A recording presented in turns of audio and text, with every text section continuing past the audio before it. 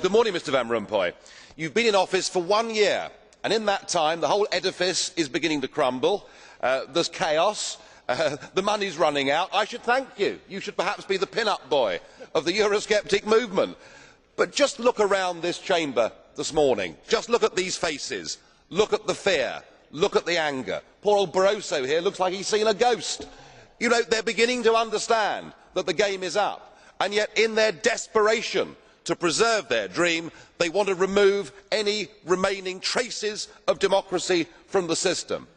And it's pretty clear that none of you have learned anything. You know, when you yourself, Mr Van Rompuy, say that the euro has brought us stability, I suppose I could applaud you for having a sense of humour, but isn't this really just the bunker mentality?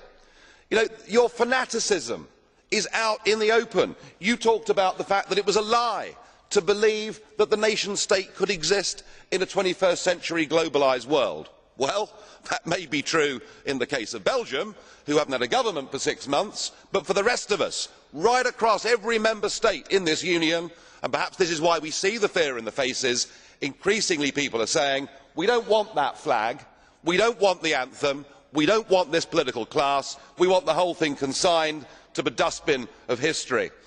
And we had the Greek tragedy earlier on this year, and now we have the situation in Ireland. Now, I know that the stupidity and greed of Irish politicians has a lot to do with this.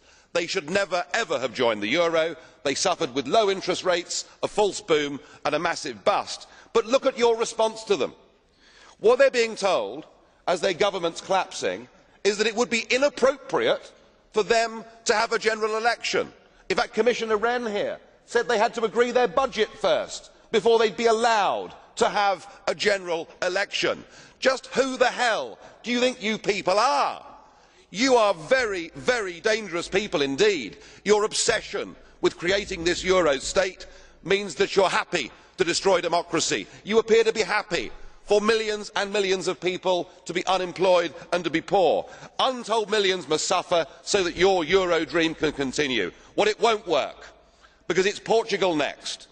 With their debt levels of 325% of GDP, they're the next ones on the list, and after that I suspect it will be Spain. And the bailout for Spain would be 7 times the size of Ireland, and at that moment all of the bailout money has gone. There won't be any more. But it's even more serious than economics, because if you rob people of their identity, if you rob them of their democracy, then all they are left with is nationalism and violence. I can only hope and pray that the euro project is destroyed by the markets before that really happens. Thank you.